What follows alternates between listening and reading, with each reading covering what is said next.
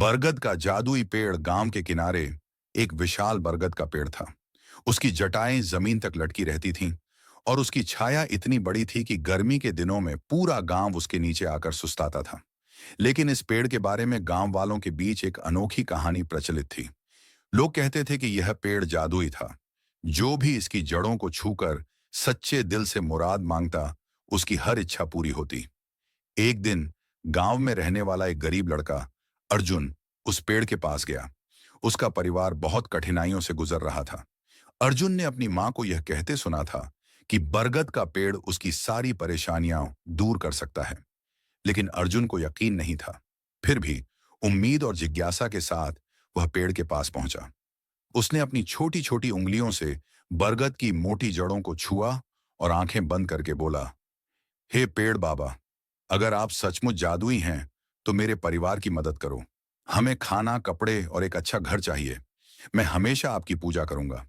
अचानक हवा में सरसराहट हुई।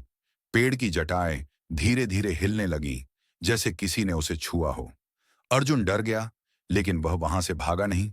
तभी पेड़ से एक धीमी और गूंजती हुई आवाज आई, अर्जुन, तुम्हारी सच्चाई और मासूमियत ने मुझे प्रभावित किया है। जाओ, तुम्हारी इच्छाएं पूरी होंगी। पर याद रखना, दूसरों की मदद करना ही असली जादू है। अगली सुबह अर्जुन के घर के बाहर अनाज की बोरियां, नए कपड़े और लकड़ी का एक सुंदर घर बनाने का सामान पड़ा था। पूरा परिवार खुशी से झूम उठा। अर्जुन ने पेड़ का धन्यवाद किया और उसी दिन से उसने जरूरतमंदों की मदद करना शुरू कर दिया।